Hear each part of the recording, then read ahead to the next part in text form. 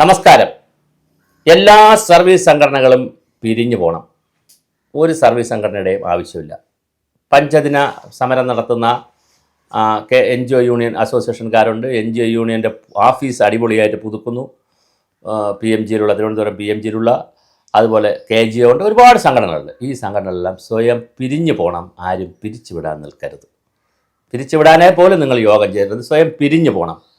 കാരണം ഇത്രയും കാലത്തിനിടയിൽ കഴിഞ്ഞൊരു 8-10 ഒരു 10-20 വർഷക്കാലം കൊണ്ട് 10-20 വർഷമുണ്ട്, 90കൾ മുതൽ ആഗോളവൽക്കരണം വന്നതിന് ശേഷം സർവീസ് മേഖല അടിമുടി ഉടഞ്ഞിരിക്കുകയാണ്.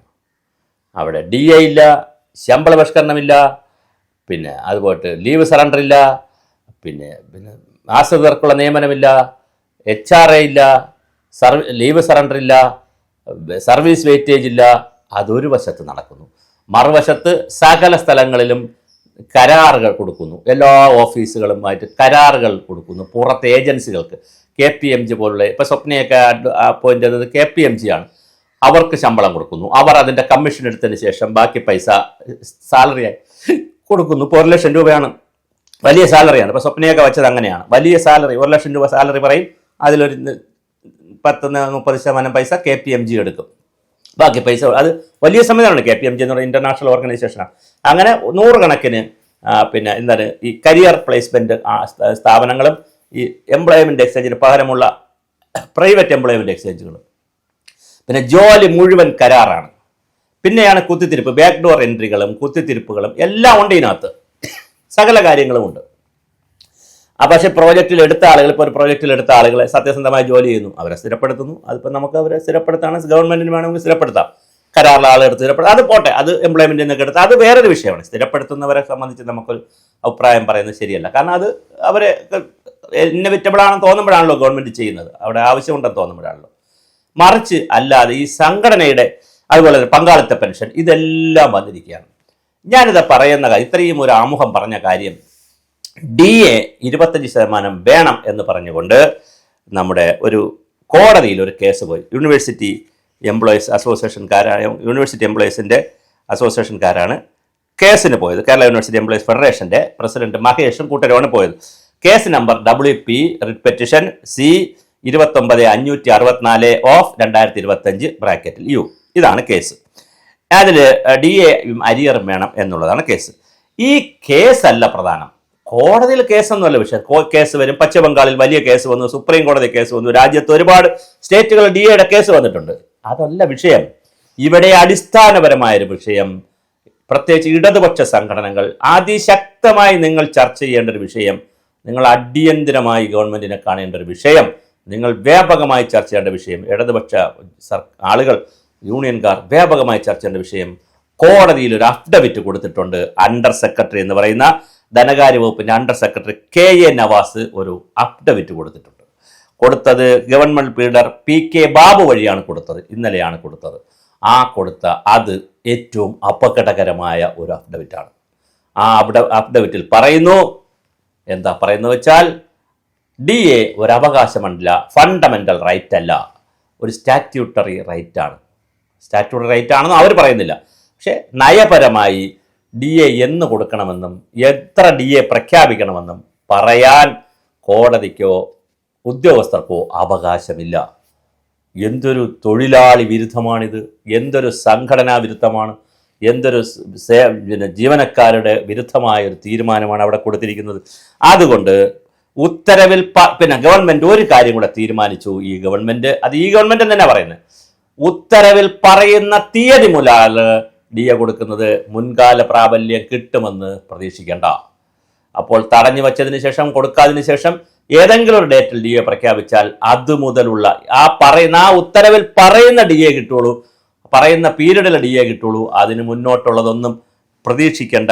കുടിശ്ശികയ്ക്ക് ഒരു അർഹതയില്ല, സമയക്രമവും പറ്റില്ല.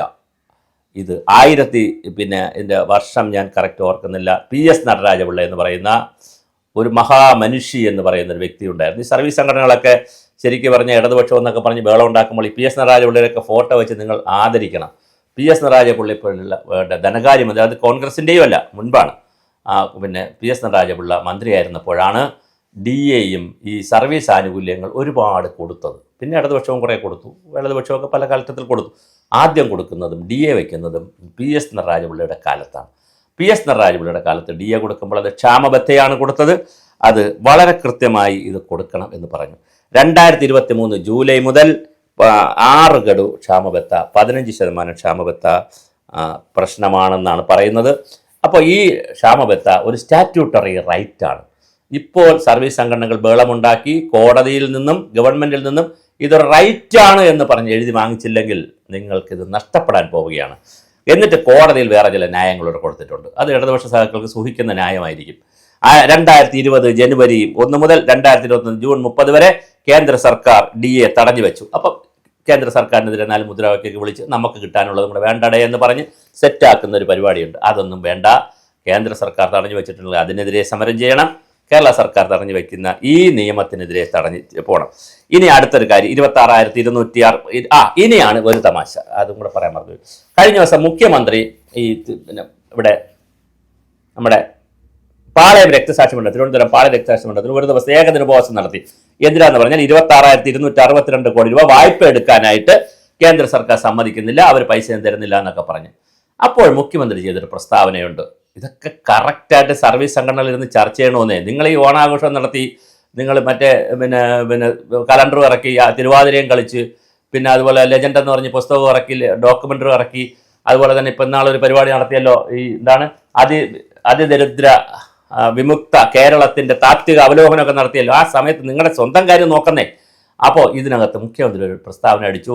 നിത്യനിദാന ചെലവുകൾ നടത്തുന്നതും ശമ്പളം കൊടുക്കുന്നതുമൊക്കെ വായ്പ എടുത്തിട്ടാണെന്ന് എല്ലാവരും പറയുന്നു. അങ്ങനല്ല, ഞങ്ങളുടെ തനത് വരുമാനത്തിൽ നിന്നാണ് കൊടുക്കുന്നതെന്നൊരു തള്ളി.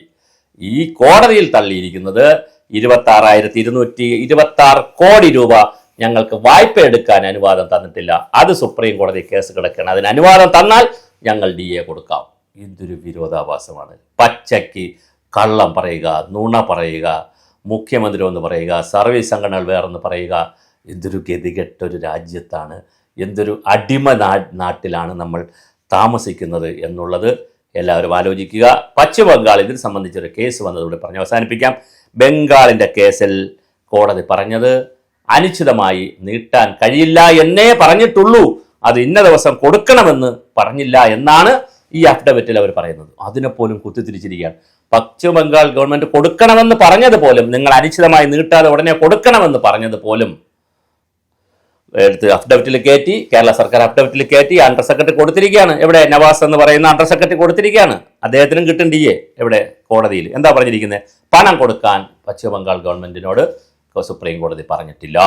എന്തൊരു വിരോധാഭാസമാണ്. അതുകൊണ്ട് സഖാക്കളെ, സുഹൃത്തുക്കളെ, അതുപോലെ തന്നെ കോൺഗ്രസിൻ്റെയും എല്ലാ പാർട്ടികളിലെയും എല്ലാവർക്കും പറയുന്നത്, നമുക്ക് ലാൽ സലാം വിളിക്കാം.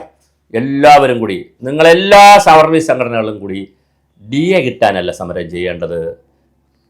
ജീവനക്കാരൻ്റെ അടിസ്ഥാന അവകാശങ്ങൾ ഒന്നൊന്നായി തകർക്കുന്ന പുതിയ ആഗോള ഈ കോർപ്പറേറ്റ് ഭരണകൂടങ്ങൾക്കെതിരെ X ആയാലും Y ആയാലും ആരെന്ന് നോക്കാതെ നിങ്ങൾ സെക്രട്ടേറിയറ്റിലേക്ക് ചലോ സെക്രട്ടേറിയറ്റ്.